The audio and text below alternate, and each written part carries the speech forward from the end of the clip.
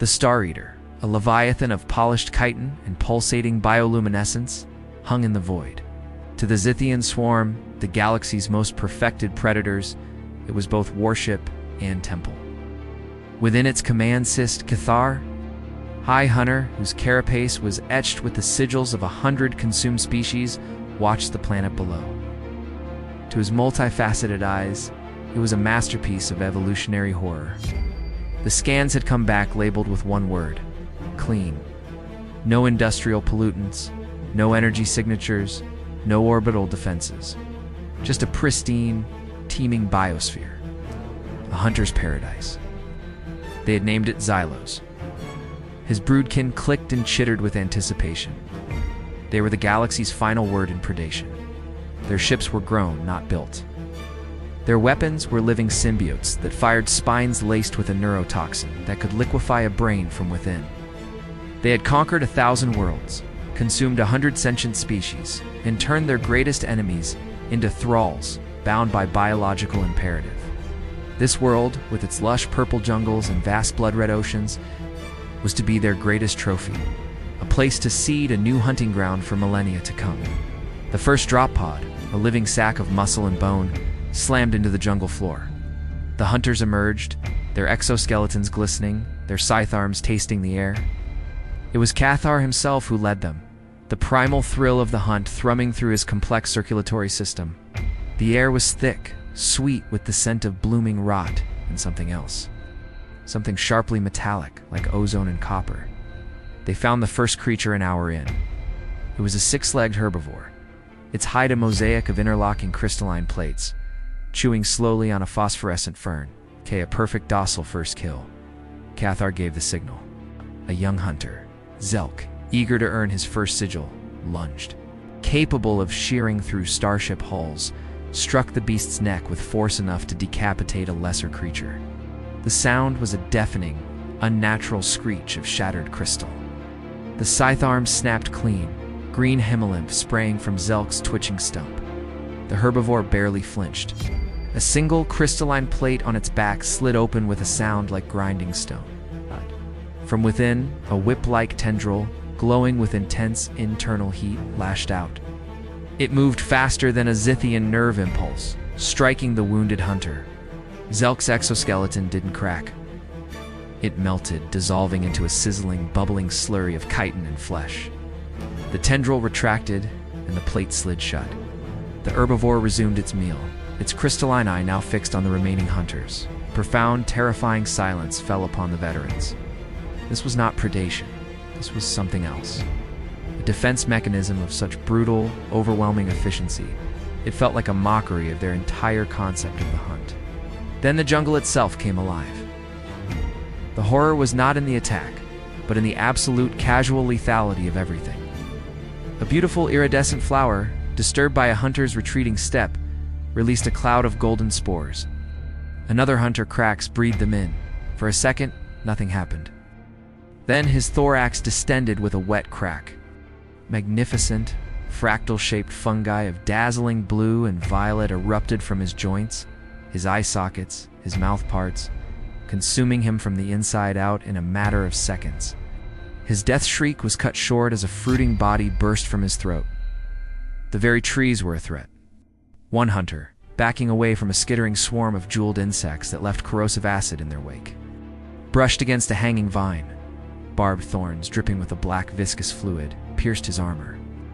The neurotoxin didn't kill him. Instead, his nervous system short-circuited into hyperactivity, his limbs moving in a violent, uncontrollable dance.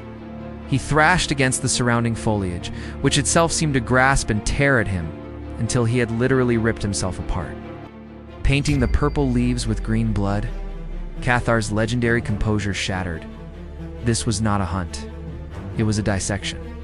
They were not the predators here. They were prey, clumsy and soft, stumbling through a gauntlet of hyper-evolved, indifferent death.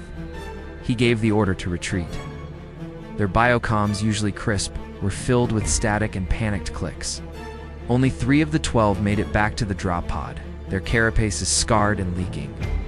Back in orbit, a different kind of panic was setting in. The Star Reader was under attack from within. Microscopic spores, carried up by the returning shuttle, had infiltrated the ship's biosystems. The living walls of the corridors were convulsing, necrotic tissues sloughing off to reveal pulsating alien growths that spread like a cancer, consuming the vessel from the inside. Alarm's neural impulses of agony screamed through the ship's consciousness. The air recyclers were now pumping out a sweet, toxic pollen. Crew members coughed up blood that quickly sprouted tiny, thorned vines. Cathar watched on a shuddering view screen as the planet below reacted. From the blood-red oceans, colossal tendrils of biomass, miles long and thick as asteroids, erupted into the upper atmosphere. They were not aiming for the ship. They moved with terrifying, silent purpose, weaving a complex, net-like structure between themselves, a bioorganic cage that crackled with latent energy. They were being trapped, their FTL drive pinging with failure warnings, as the space around them was biologically locked down. A final, desperate broadband transmission was burst-fired toward the Zithian hive mind. It was not a message of battle or strategy. It was a raw, psychic scream of pure, undiluted terror, a data stream of every horrific death, every impossible adaptation. It was a warning. The last image was from Cathar's own visual cortex. He was on the bridge, watching a beautiful, orchid-like growth bloom from the main viewing lens.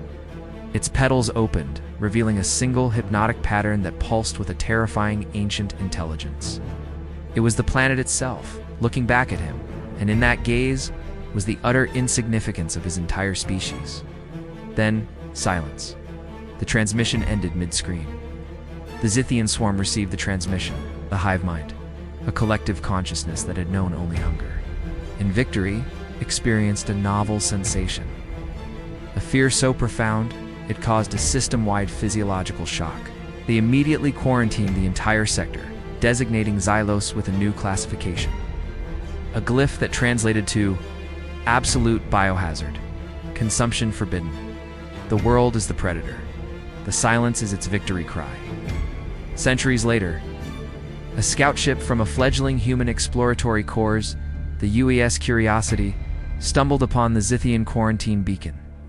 The warning was unreadable, but the derelict starter was not. They found it hanging in the void, a fossilized husk webbed over with strange, crystalline vines that glowed with a soft inner light. Scans showed no life signs, only bizarre mineral formations, where the organic ship matter had been. Their scans of the planet below, however, came back clean, beautiful, even. Lush biosphere, stable climate, abundant resources. A paradise.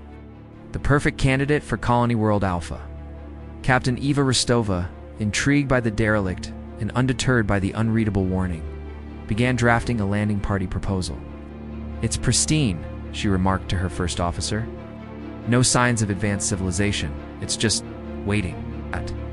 On the planet's surface, as the Curiosity entered a high orbit, a forest of crystalline trees subtly shifted their orientation toward the new metal bird in their sky.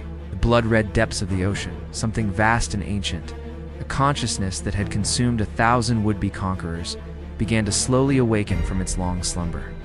It had integrated the Zithian biotechnology, the Cathar predator-prey data, the essence of 100 species, into its own. It was wiser now, more patient.